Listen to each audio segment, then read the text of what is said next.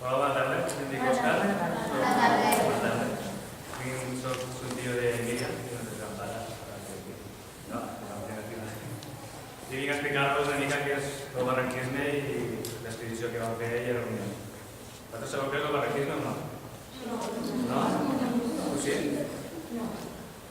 Què és? Baixar per barranc? Sí, més o menys és així. Baixar per un barranc. Però bueno, primer tindria que començar per saber què és un barranc. Sabeu què és un barranc? Sí. Sí?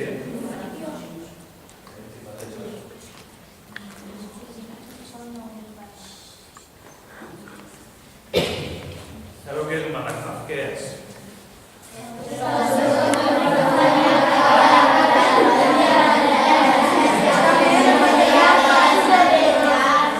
Ara que ja ho heu vist aquí, vale, m'he levantat. Però sabeu què és, no? Pràcticament un barranc, és una definició científica. Aquí al costat n'hi teniu un de barranc. Tots els dies passeu per una rondella dintre l'escola.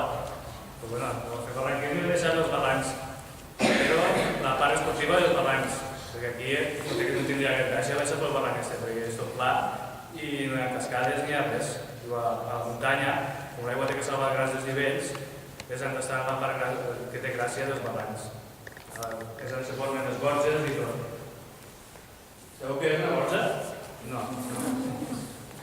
A la muntanya, l'aigua va erosionar molt la roca i a base de mils i mils d'anys forma gorges, que són uns passadissos més o menys estrets que formats a la roca. Veieu això d'aquí?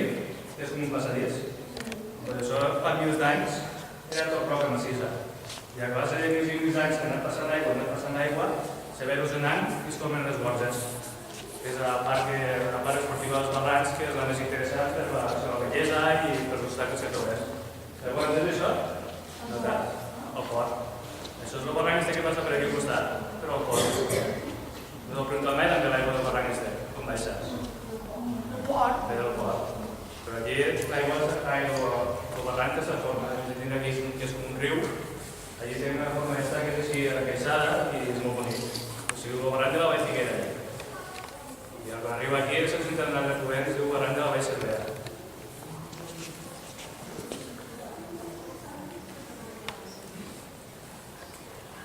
Ara que sabem que és un barranc, podem fer la definició de barranquisme. Un dia aquí no diu que es baixa per un barranc. Sí. És una activitat esportiva, consisteix en seguir recorregut d'una area del riu o barranc, que a vegades són rius, que són barrancs, més o menys encaixats, amb vitaders, que a vegades són desoberts, i en sentit descendent, sempre anem de cara avall, que és més fàcil que anar de cara amunt i menys perillós, i salvant els obstacles que es presentin de la manera més adequada i més segura. Què són els obstacles? Els grans desnivells que es provoquen a la muntanya, que són cascades, blocs que puguem trobar, que ho anirem veient una miqueta. Com salvem els desnivells? Per salvar els obstacles, els desnivells o cascades, s'utilitzen diferents tècniques esportives de la muntanya. Hi ha tècniques d'espeleologia, que són totes les tècniques de corda. L'espeleologia consta en baixar baix terra, en haver cavitats i s'utilitzen cordes per a poder baixar i pujar. Aquesta tècnica s'ha aplicat als barrancs per a poder baixar els barrancs. Senderisme, també, per aproximar-nos als barrancs. Abans de començar a baixar per un barranc sempre tenim que fer una aproximació a peu per fora del barranc. Anem caminant per una sendera o per un camí o que hi hagi més adequat i en cau a arribar al barranc comencem a descendre al barranc. I també de l'escalada. Dins del barranc de vegades ens trobem salts que ens toca escalar una miqueta i deixar sense cordes. I actualment totes les tècniques s'han unit en una específica per als barrancs. Abans s'utilitzaven altres tècniques com l'utilitat i ara ja s'han especialitzat a base d'anys i ja s'utilitzen tècniques específiques de barranquisme. El barranquisme es va començar a fer l'any 1870 a Guara, que és una serra que hi ha a Huesca, que hi ha molts de barrancs. Hi havia un grup de francesos que explicava la curiositat que a la muntanya tenen unes fissures molt grans, com episodis de la foto aquella, però no sabien que hi havia dins. Sabien que l'aigua s'entortia allà dins, però explicava la curiositat. I un dia van decidir entrar-hi, amb cordes i tot, per tenir dintre del que es poguessin trobar dins, i vam veure que era molt bonic i a l'hora divertit també de s'atrair per aquests puestos. I va ser quan va començar el barranquisme, i es van començar a aficionar per barrancs, amb els seus francesos, l'any 1860.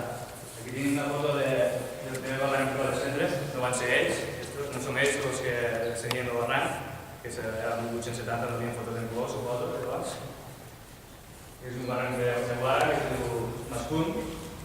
Aquí tenim una crederia que està a l'edat, perquè això també era el que escava l'aigua a la roca, Colosco, que estava amb la punta.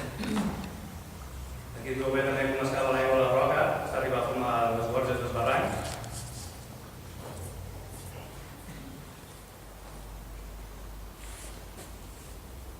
Per a progressar pels barrancs, una vegada trobem un obstacle, hi ha diferents maneres de salvar l'obstacle.